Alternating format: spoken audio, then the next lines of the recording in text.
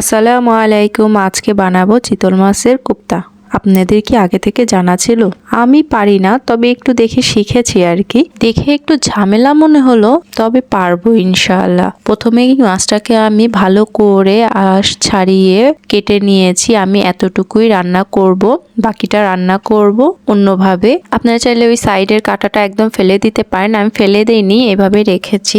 আমি কিন্তু শিলপাটায় বিছিয়ে তারপরে থেতো করে নেব। আপনারা চাইলে শক্ত কিছুর ভিতরে দিয়ে থেতো করে নিতে পারেন। মাছটাকে থেতলিয়ে ভিতরের যে অংশটুকু আছে একদম নরম করে ফেলতে হবে। কাজটা সাবধানে আর এইভাবেই করতে হবে যতক্ষণ পর্যন্ত মাছের ভিতরে ঠিক এইরকম নরম না হয়ে আসছে, ততক্ষণ পর্যন্ত থেতো করে নিতে হবে। যখন দেখলাম আমি নরম হয়ে এসেছে, সাইডের কাটার অংশ থেকে আমি কেটে নিচ্ছিলাম। এভাবে কেটে নেওয়ার কারণ, মাছটাকে আমি যখন থেতো করেছি ভিতরের যে মাছগুলো নরম হয়েছে ওগুলো বের হতে পারছিল না, এজন্য আমি সাইড থেকে আবার ভালো করে কেটে হাত দিয়ে বের করে নেব।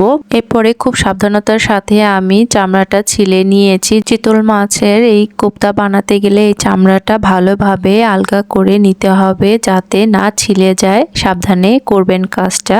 যদিও মাছের এই চামড়াটা মোটাই থাকে, তারপরে একটু সাবধানে নেবেন। এরপরে আমি আবার থেতো করে নিচ্ছি, ভিতরে কিছু কিছু শক্ত ছিল, এজন্য মাছের এই চামড়াটা পরবর্তীতে কাজে লাগবে, এজন্যই বললাম একটু সাবধানে করে নিতে। এরপরে আমি সবগুলো মাছ কাটা ছাড়িয়ে নিয়েছি, আলাদা করে নিয়েছি। এর মাছের যে চামড়াটা ছিল ওটা আলাদা করে নিয়েছি। এরপরে রেখে দেব একটা প্লেটে। এরপরে আমি বাকি যে কাটাগুলো আছে মাছে থেকে আলাদা করে নেব। এতটুকু আলাদা করে নিয়েছি। এই যে কাটাগুলো, এগুলো আমি ফেলে দেব। এরপরে আমি একটু বাটাবাটির কাজ করে নেব। এখানে নিয়েছি কাঁচামরিচ, 3 কোয়া রসুন আর পেঁয়াজ। এরপরে দিয়ে দেব ধনেপাতা। আমি একসাথে সব বেটে নেব। আপনারা চাইলে এখানে ব্লেন্ডারে ব্লেন্ড করে নিতে পারেন, তবে পাটায় বেটে খাওয়ার মজাই আলাদা। আমি সবগুলো সুন্দর করে বেটে নেব। আমি কিন্তু এখানে মাছটাকে বাটিনি, শুধু যতটুকু এখানে উপকরণ নিয়েছি সেগুলোই বাটবো। 2 বাটা দিয়ে নিয়েছি। এরপরে মাছের সাথে সবগুলো মিলিয়ে নেব। এখানে দিয়ে দেব শুকনো উপকরণ যে মশলাগুলো। এখানে দিলাম হলুদের গুঁড়ো। এরপরে দিয়ে দেব অল্প একটু শুকনো মরিচের গুঁড়ো। আমি যেহেতু কাঁচামরিচ নিয়েছি এজন্য। এরপরে দিয়ে দিলাম ধনে গুঁড়ো। ঝালটা আপনার টেস্ট অনুযায়ী দিয়ে নেবেন। এরপরে দিয়ে দেব ভাজা জিরার গুঁড়ো। এরপরে এখানে দিয়ে দেব 2 চা চামচ আদা রসুন বাটা। আদা রসুন বাটাটা টাটকা হইলেই বেশি ভালো লাগবে খেতে। আমি আদা রসুনটা আগেই বেটে নিয়েছি। এরপরে আমি এখানে দিয়ে দেব স্বাদ মতো লবণ। কাঁচা মাছের লবণটা কম দিলেই ভালো, বেশি হয়ে গেলে খেতে ভালো লাগবে না, এজন্য কম হলে পরে বাড়িয়ে দেয়া যাবে। এরপরে দিয়ে দিলাম একটু সরিষার তেল। এরপরে সবগুলো আমি হাত দিয়ে খুব ভালো করে মেখে নেব।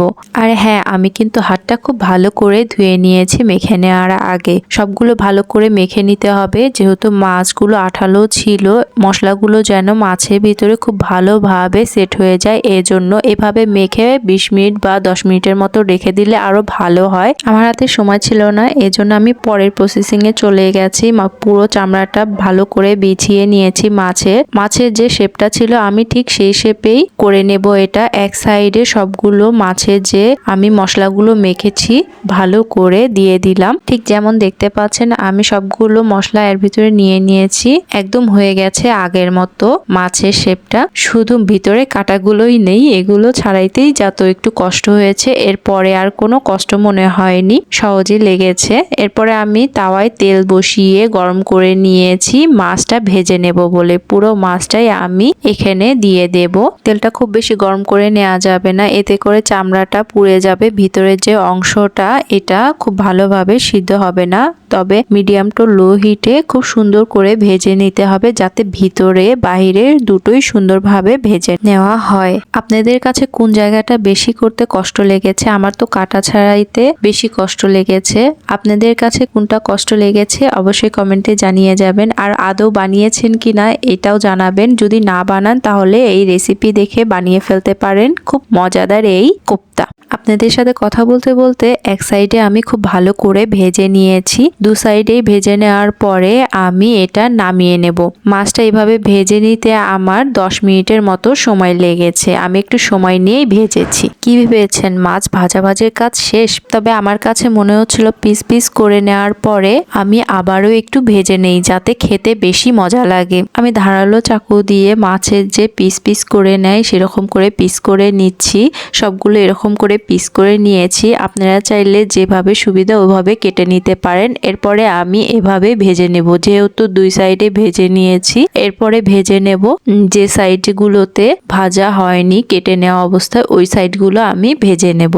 মাছটা অল্প ভেজে নিলেই হবে, যেহেতু আমরা আগেও একবার ভেজেছি এজন্য শুধু হালকা করে ভেজে নিলেই হবে। এতে করে বেশি ভালো লাগবে খেতে, ভিতরে ভাজা ভাজা হয়নি জন্যই আমি এভাবে ভেজে নিচ্ছি। এক সাইডে ভেজে নেওয়ার পরে আমি মাছটাকে উল্টিয়ে আরেক সাইডে ভেজে নিয়েছি। দুই সাইডে ভালো করে ভেজে নেওয়ার পরে এখন নামিয়ে নিচ্ছি প্লেটে। সবগুলো মাছ প্লেটে নেওয়ার পরে যখন সাজিয়েছি কেমন জানি খালি খালি লাগছিল, তারপর ধনেপাতা দিয়ে একটু ডেকোরেট করে আপনাদের সামনে পরিবেশন করলাম চিতল মাছের কোপ্তা। আপনাদের কেমন লাগলো পুরো ভিডিওটি অবশ্যই কমেন্টে জানাবেন। আর হ্যাঁ, পুরো ভিডিওটি এতক্ষণ ধরে দেখার জন্য অসংখ্য ধন্যবাদ। আপনি যদি আমার চ্যানেলে নতুন হয়ে থাকেন, পরবর্তী ভিডিওর জন্য অবশ্যই চ্যানেলটি সাবস্ক্রাইব করে পাশে থাকবেন। আমার গাছ ভালো লাগে, তো এখানে একটু গাছ ছিল, ওর সাথে একটু ভিডিওটি করে গরম গরম খেতে বসে পড়লাম চিতল মাছের কোপ্তা। দেখুন ভিতরে কি সুন্দর লাগছে। মাছটা যেই না মুখে দিয়েছি সব